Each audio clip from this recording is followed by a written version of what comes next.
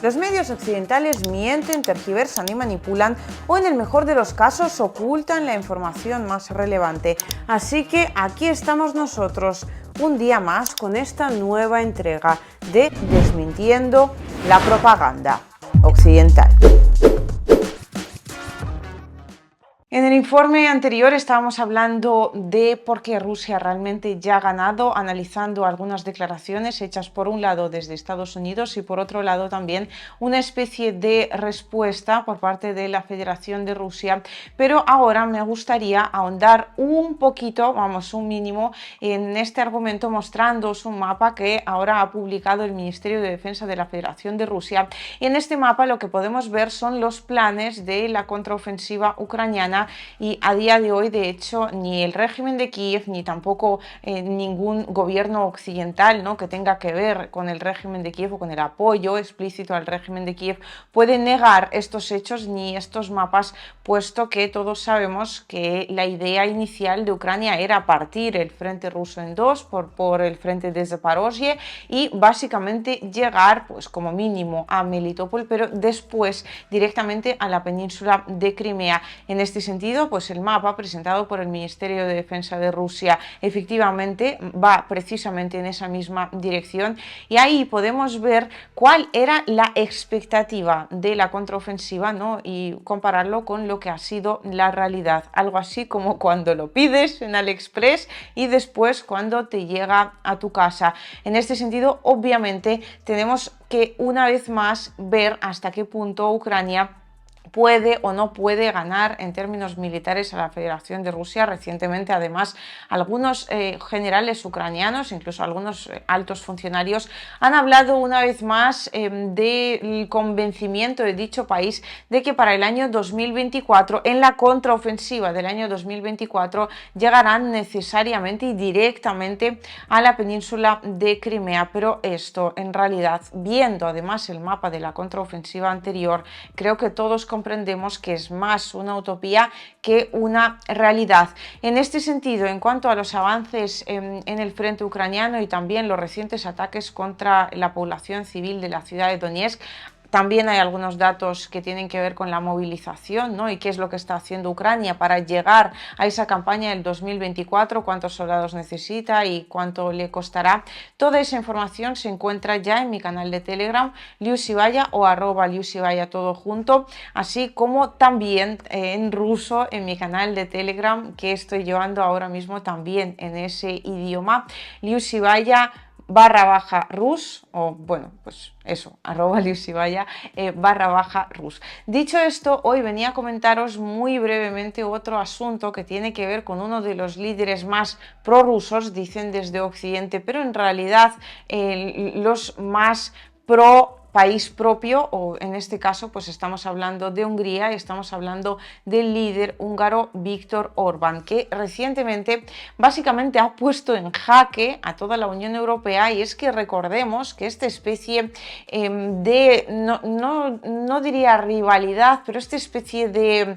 conjunto de malentendidos, se podría decir, ¿no?, y tensiones entre Hungría y el resto de los países de la Unión Europea, o bueno, muy particularmente la cúpula política de dicha organización, viene realmente de largo. Y entonces Hungría estaba en el mismo barco con Polonia, la Unión Europea estaba constantemente que sí congelando fondos para ambos países, que sí intentando imponer incluso algún tipo de sanciones internas. A día de hoy, Polonia parece que es el perfecto país europeo, aunque los problemas dentro del mismo siguen siendo exactamente los mismos, ¿no?, con esa ilegalidad que desde la Unión Europea en principio no aceptan. Pero Hungría, teniendo en cuenta que su líder, Viktor Orbán, ha decidido apostar por los intereses de la población propia, sigue siendo ese país incómodo que tantas veces ha sido calificado de prorruso. Y en este sentido, lo que habría que comentar es que ya hemos visto que Estados Unidos lleva muchísimo tiempo intentando aprobar esa ayuda tremenda, ayuda militar para Ucrania, obviamente en forma de dinero, no solo en forma de equipos, armamento y munición. Recientemente también comentamos este mismo hecho cuando pues ante el Congreso Anthony Blinken estaba convenciendo o intentando convencer a los congresistas estadounidenses de que esa ayuda para Ucrania era absolutamente fundamental y que justo después de ella el país ya podría resistir por su cuenta, lo cual obviamente calificamos de absoluta mentira, sencillamente porque lo es. No tiene nada que ver con la realidad, porque en la realidad Ucrania es un país que está básicamente en quiebra. Pero teniendo en cuenta que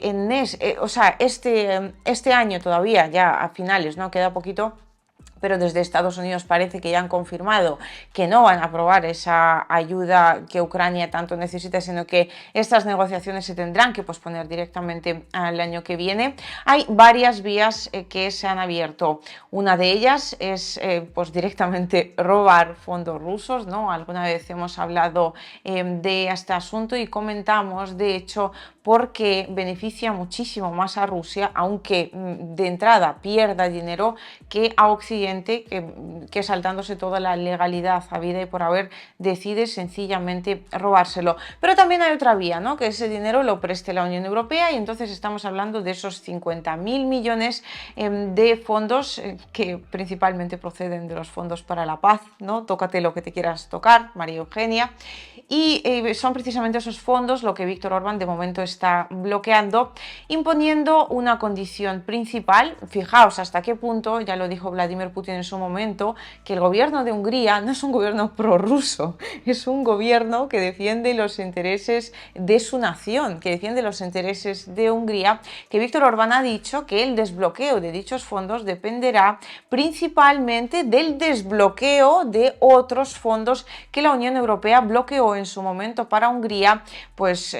utilizando el argumento este de que la legalidad húngara no corresponde del todo a lo que tendría que ser en teoría la legalidad de un país que forma parte de la Unión Europea. No vamos a hablar aquí de la ucraniana, no vamos a levantar el asunto, ¿no?, de meter a Ucrania o intentar meter a Ucrania en la Unión Europea con calzador, porque ahí la legalidad en la gran mayoría de los casos sencillamente no existe y ya ni te cuento, ¿no?, lo que puede corresponder o no a los altos estándares de la legalidad europea o en términos genéricos de la legalidad occidental. Pues bien, Hungría ha dicho básicamente o me dais mis fondos y me dais mi dinero o Ucrania no va a ver los fondos que en teoría tanto necesita y que bueno, sí, en realidad necesita muchísimo simplemente para no terminar derrotada, ya no te digo en términos militares por la Federación de Rusia, sino para no terminar siendo el país 404 que de vez en cuando lo llaman, pues sobre todo algunos políticos de la Federación de Rusia, es decir, not found, ¿no? Un país que sencillamente no existe, como el famoso error que nos salta de vez en cuando, ¿no?, cuando hay algún problema con alguna página web, ese error 404. Pues bien, eso por un lado. En teoría, pues sí, efectivamente Víctor Orbán está chantajeando a la Unión Europea, ¿no?, entre comillas. Nada que no haga, por ejemplo, el gobierno turco, que si bien en muchos casos perjudica a Occidente, en otros casos también pues puede perjudicar incluso a los países BRICS y directamente a la Federación de Rusia, pero es un país cuyo líder defiende en última instancia los intereses del país en cuestión, ¿no?, los intereses de Turquía, así que es un país con el que hay que negociar y cuya opinión hay que tener en consideración, lo cual es absolutamente comprensible. Pero hay otro hecho muy interesante con que puede presionar Hungría además. Fijaos, antes en la Unión Europea esa locomotora tan fuerte en términos económicos que era Alemania ponía sus reglas que en última instancia terminaban siendo las reglas de toda la Unión Europea. Alemania tenía una industria automovilística tremendamente fuerte y digo tenía porque con todos estos nuevos planes que la Unión Europea está intentando aprobar en términos de sostenibilidad y en términos de pues nuevo ecosistema, que realmente si rascamos aunque sea un poquito repito, no tiene tampoco demasiado que ver con la realidad, es decir, con lo realizable que puedan llegar a ser, puesto que ni la población europea tiene de momento la suficiente capacidad económica, cada vez menos, ni tampoco las baterías